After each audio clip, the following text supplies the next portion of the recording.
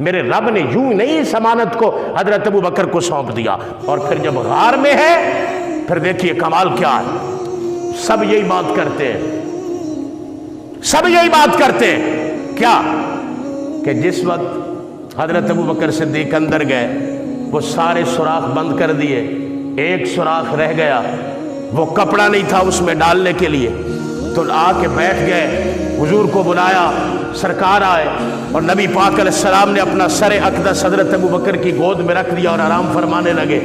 میرا نبی ہر گود میں سر نہیں رکھتا، میرے آقا ہر گود میں سر نہیں رکھتے، میں جب تاریخ میں نظر دوڑاتا ہوں مجھے کبھی وہ گود غار ثور میں حضرت ابو بکر صدیق کی نظر آتی ہے، کبھی مجھے نبی پاک علیہ السلام کا سر اقدس حضرت ابو بکر صدیق کی سچی بیٹی عائشہ کی گود میں نظر آتا ہے، اور کبھی یہ سر اقدس حضرت علی المرتضیٰ کی گود میں نظر آتا ہے۔ وہ گود کتنی مبارک ہے جس گود کے اندر محمد عربی کا سر اقدس، ہر گود میں محمد پاک کا سر نہیں ہوتا تھا، وہ گود کائنات میں انتہائی عزت والی ہوتی تھی جس گود کے اندر محمد عربی کا سر جاتا تھا۔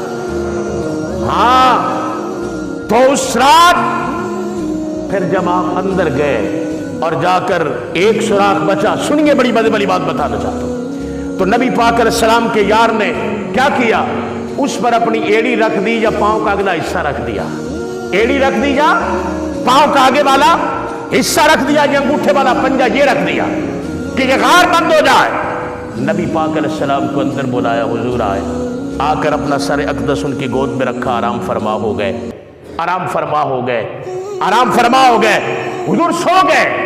میرے آقا کا سونا بھی کیسا ہے، میرے آقا فرماتے تنام عینا یا ولا ینام قلبی، فرمایا میری آنکھیں سوتی میرا دل جاگتا ہے، تم سوتے ہو تو تم غافل ہو جاتے ہو، میں جب سوتا ہوں فرمایا میں غافل نہیں ہوتا، میں سوتے ہوئے بھی خبردار ہوتا ہوں کیا ہو رہا ہے۔ کیا میرے آقا کو پتہ نہیں تھا کہ میں تو آنکھیں بند کر لی میں نے، اب کیا ہو رہا ہے؟ یار غار اس طرح آرام فرمائے، یہ جو پاؤں تھا آگے اس طرح لگایا ہوا تھا، حضور آرام فرمائے، اندر تھا سانپ، اس نے کیا کیا، اس نے ڈس لیا۔ جب ڈسا، اب میں یہ بات عرض کرنا چاہتا ہوں، میرے ایک اپنا ذوق ہے، باقی تمام لوگوں نے تقریباً یہ کہا کہ درد سے حضرت ابو بکر صدیق رو پڑے اور آنکھوں میں آنسو آ گئے، درد سے حضرت ابو بکر صدیق رو پڑے، سانپ نے ڈسا ہے، اور پھر پہاڑ میں رہنے والا سانپ بڑا زہریلا تھا، اس نے ڈسا، آپ درد سے رو پڑے۔ میں کہتا ہوں ایسی بات کر کے حضرت ابو بکر صدیق کی جرأت اور غیرت کی توہین مت کر، درد سے رو پڑے کیسے؟ اب سنیے ذرا، میں ایک بات عرض کرنا چاہتا ہوں، پسند آئے تو رکھ لینا، نہ پسند آئے تو واپس کر دینا۔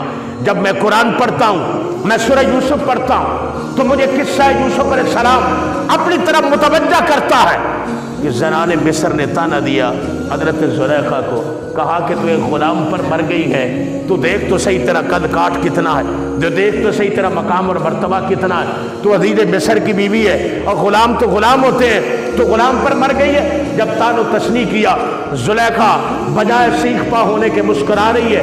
کسی نے پوچھا زلیخا ان کو جواب دینے کی بجائے تو ہنس رہی ہے، وجہ کیا ہے؟ اس نے کہا ان نادانوں اور پاگلوں سے لڑوں تب جب انہوں نے حسن یوسف کو تکا۔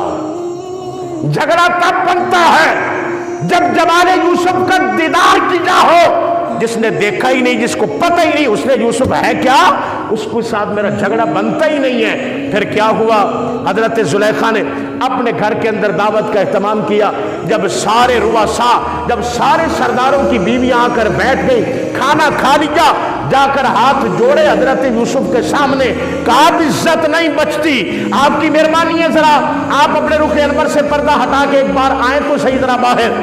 آپ جانتے ہیں حضرت یوسف علیہ السلام جب باہر آئے اور پھر جو کچھ ہوا قرآن نے بیان کیا ہے، فرمایا فقطعنا ایدیہن، اے انگلیاں والی گل میں نے سمجھ نہیں آئی کتھوں لے لے گئی، قرآن نے تو کہا فقطعنا ایدیہن، اید ید انگلی کو نہیں کہا جاتا، ہاتھ کو کہا جاتا ہے، ان کے ہاتھ تک کٹ گئے۔ مجھے آپ بتائیں، سارے ذی علم احباب ہیں آپ تمام احباب جانتے ہیں، مجھے دنیا علم میں، دنیا کتب میں، دنیا روایات میں، دنیا تفسیر میں کوئی ایک ایسی روایت تو بتاؤ کہ جس وقت ان کے ہاتھ کٹے تو کوئی درد کی ماری روئی ہو،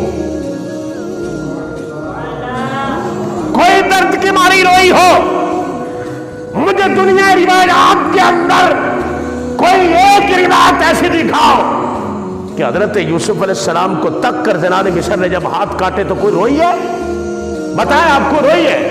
कोई एक रिवायत दिखाओ, नहीं रोई। तो मैं बात अर्ज करना चाहता हूं, हालांकि वो दुनियादार है, हालांकि वो यूसुफ अलैहिस्सलाम से उस दर्जा मोहब्बत नहीं करती जिस दर्जा जारे गार को मोहम्मद मुस्तफा से प्यार है। ये जारे गार अबू बकर सिद्दीक है। उनके सामने अगर हुस्न यूसुफ पे नकाब हो तो वो ना रोए, और जिसकी गोद में मोहम्मद अरबी का सर अकदस हो और चेहरा बद्दुहा सामने है, जुल्फे बल्लैल सामने है, वो चेहरा मुस्तफा को तके और सांप के नस्ले से रोए, ऐसा मुमकिन ही नहीं। अच्छा, फिर वजह क्या है? फिर क्यों रोए आप? फिर क्यों रोए? रोए तो हैं आप, ये तो मानते हैं रोए, फिर क्यों रोए हैं? आइए आपको अर्ज करता हूं। रोना दो तरह का होता है, एक दुख का रोना होता है, एक खुशी का रोना होता है। एक दुख का रोना होता है, और हैरान हो गए आप, एक दुख का रोना होता है और एक खुशी का रोना होता है। ऐसा होता है कि नहीं, बंदे का पुत्र जब दूल्हा बनता है और बाप जिस वक्त उसको देखता है तो उसका माथा चूमता है और बाप की आंखों में आंसू आ जाते हैं। बंदा पूछे क्या तुझे दुख हो रहा है, तेरा पुत्र क्यों ब्याह जा रहे हैं? नहीं, वो आंदा है मैं खुश हो गया, आज मेरे खुशी दे आंसू ने कि मेरा पुत्र जिस मकाम ते पहुंचे, आज लाड़ा बने है तो प्यो दी अखा च आंसू आ गए है। और अगर पुत्र दी चंगी नौकरी हो जाए, पुत्र घर आके मुबारक दे, बाप चौड़ा हो जाता है, खुश हो जाता है, बाप की आंखों में आंसू आ जाते हैं, मोहब्बत के प्यार के आंसू हैं। और बात सुने, जब हम मदीनतुल मुनव्वरा का सफर करते तब रोना आता है। क्या इस बात पे रोना आता है कि मैं क्यों जा रहा? नहीं, ये खुशी दे आंसू ने, मैं अपने आका दी बारगाह दे अंदर जा रहे हैं, ऐ खुशी दे आंसू ने। हजरत अबू बकर सिद्दीक गार में रोए जरूर थे, मगर इस बात पर नहीं रोए कि सांप ने नसा है, सांप का नसना अपनी जगह है। रोए इस बात पर तो मैं कितने नसीब वाला